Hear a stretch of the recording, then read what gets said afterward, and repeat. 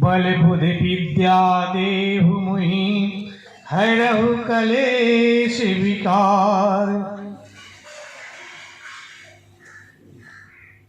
तु सपने होहि भिखारी नृप, सपने होहि भिखारी नृप, रंक नाक पति होय, जागे लाभ नहान कछु, जिम प्रपंच जिए जो।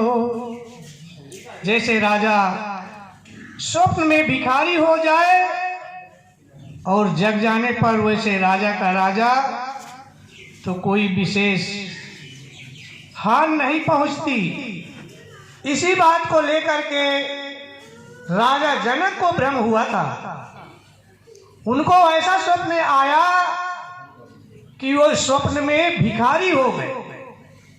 जब भिखारी हो गए, कुछ नहीं बचा तो दूसरे देश में गए और दूसरे देश में जा करके भिक्षा ग्रहण किया।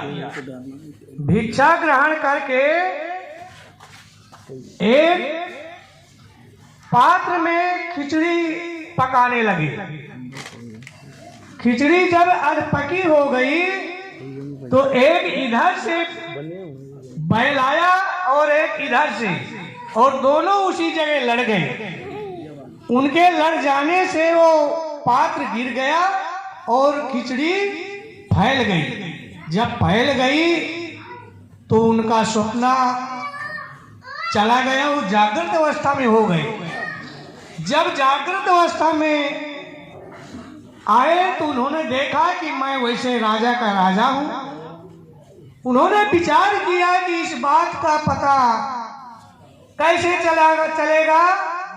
तो उन्होंने विद्वानों को, पंडितों को, ब्राह्मणों को, संत महापुरुषों को एकत्रित करके अपनी बात रखी उनके सामने और कहा कि अगर इस बात को आप बता नहीं पाए तो मैं आपको कारागार में डलवा दूंगा। तब महात्मा, पंडित, विद्वान लोग तो बड़े संकट में पड़े और इस बात को किसी ने नहीं बता पाए। जब नहीं बता पाए तो जितने ब्राह्मण, पंडित, विद्वान, महात्मा, संत, ऋषि, मुनि थे तो जो ना बता पावे उनको जेल में डलवा दे। उधर एक समय अक्रवस्त मुनि जी के पिताजी अपने पत्नी को भागवत सुना रहे थे। उस भागवत में कहीं श्लोक गलत हो गया।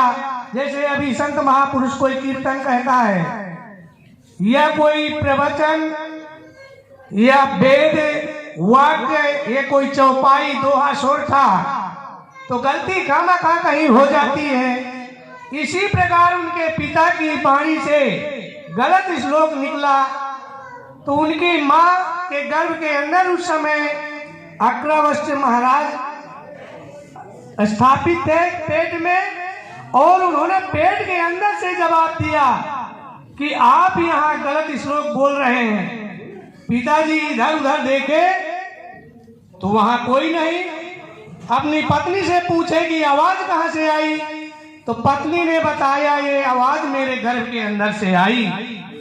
तो उनके पिता को बुरा लगा इस बात का कि जब ये पेट के अंदर है बच्चा और मेरी जबान पकड़ रहा है तो जब बाहर आएगा तो पता नहीं क्या करेगा मेरे साथ। तो उसने क्रोध में आकर के अपने पुत्र को श्राप दे दिया था कि आप 8 जगह से मुड़ जाएं। तो 8 जगह से उनका बच्चा मुड़ गया। बाद में जन्म होने के बाद वो 8 जगह से मुड़े थे। तो राजा जनक उनको भी बुलवाए थे वहां अपनी सभा में और उनसे पूछे कि आप ये बतलाइए, आप विद्वान पंडित हैं, कि जो मैं स्वप्न में देखा वो सत्य है कि आप, मैं जो इस समय राजपद में स्थापित बैठा हूँ वो सत्य है। उसने भी नहीं बता पाए। तब अक्रवस्त महाराज अपनी माता श्री से पूछे कि हमारे पिताजी कहाँ गए हैं। उन्होंने बताया आप छोटे अबोध बालक हैं, आपको इस बात से क्या मतलब, आप खेले और अपना जीवन बितावे ऐसे बढ़िया है। कहा नहीं, मुझे बताओ पिताजी कहाँ गए हैं। उन्होंने बताया पूरा समाचार। राजा जनक जी विद्वान पंडित ब्राह्मण ऋषि मुनि सबको बुलाते हैं और एक प्रश्न करते हैं कि ये प्रश्न का जो जवाब देगा तो ठीक है, नहीं तो जेल में डलवा देते हैं। तो आपके पिता जेल में हैं। तो उन्होंने कहा ठीक है, मैं जा रहा हूँ पिताजी को छुड़ाने। वहां से चल दिए तो उनकी शरीर की ऐसी स्थिति है कि वो 8 जगह से मुड़े हैं और लचक लचक के रास्ते में चल रहे हैं। उधर से राजा जनक जी के सिपाही घोड़े में बैठे हुए आ रहे थे। उन्होंने कहा, हे लंगड़े, एक बगल हो जाइए। उसने बड़े धैर्य साहस के साथ कहा कि आप खड़े हुए, मेरा आपसे मतलब है। उन्होंने खड़ा कर दिया घोड़ा और बोले, क्या बात है बताइए। बोले, राजा का क्या आदेश है आपके। उन्होंने बताया कि राजा को स्वप्न हुआ था और जागने के बाद वे राजा के राजा हैं। तो ये पूछ रहे हैं कि आप ये बतलाइए कि स्वप्न सत्य है या जागृत सत्य है। और जो नहीं बता पाते उनको जेल में डलवा देते हैं। बोले, मुझे घोड़ा में बैठाइए और मैं चलो राजा के सभा में चलता हूँ और वहां उनके प्रश्न का जवाब दूंगा। उन्होंने हंसने लगे।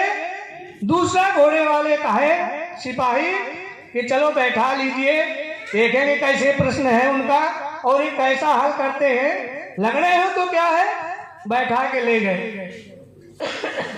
जब दरवाजे में पहुंचे तो घोड़े से उतार कर खड़ा कर दिया और जाके राजा से आदेश लिया कि महाराज, एक लंगड़ा आया है और आपके प्रश्न का जवाब देना चाहता है।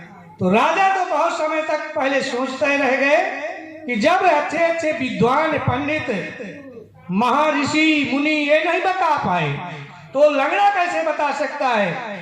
लेकिन बाद में सोचे चलो आने दो, देखेंगे।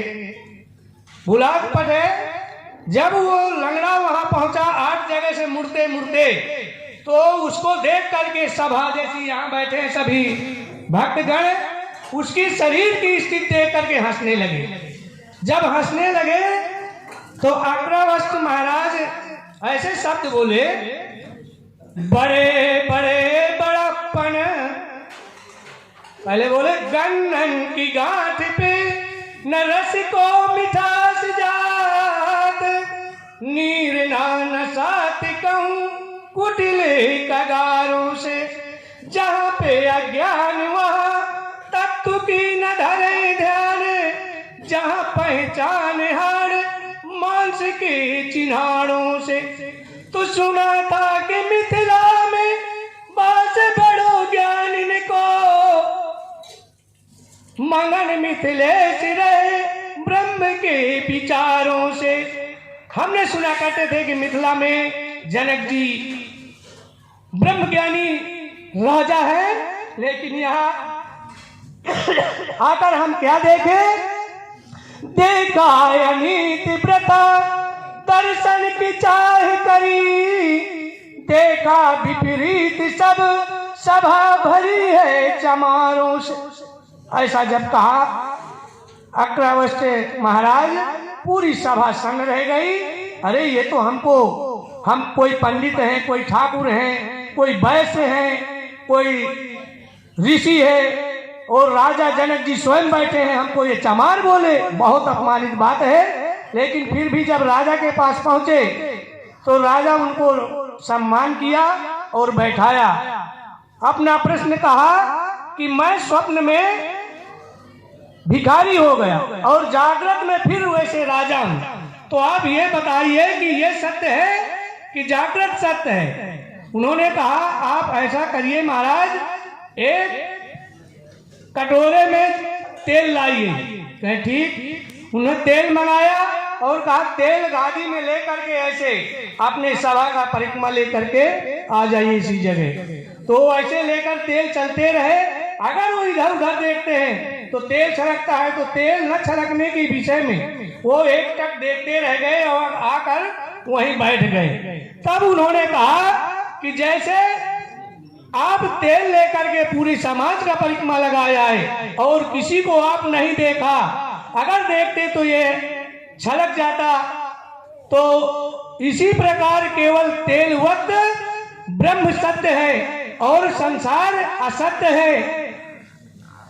तो सत्य केवल ब्रह्म है, सत्य न जागृत है न सत्य ब्रह्म वो स्वप्न है। जागृत स्वप्न ये दोनों बराबर हैं। स्वप्न में राजा बन जाओ, जागृत में भिखारी हो तुम, कोई मतलब नहीं। इसी प्रकार स्वप्न में राजा बन जाओ, जागृत में भिखारी हो, या जागृत में राजा हो स्वप्न में भिखारी हो, कोई मतलब नहीं। राजा और भिखारी से दोनों श्रेष्ठ हमारे महापुरुष हैं। और इसी वाणी को लेकर मैं अपना वाणी विश्राम कर रहा हूँ। बोले सतगुरुदेव महाराज की जय।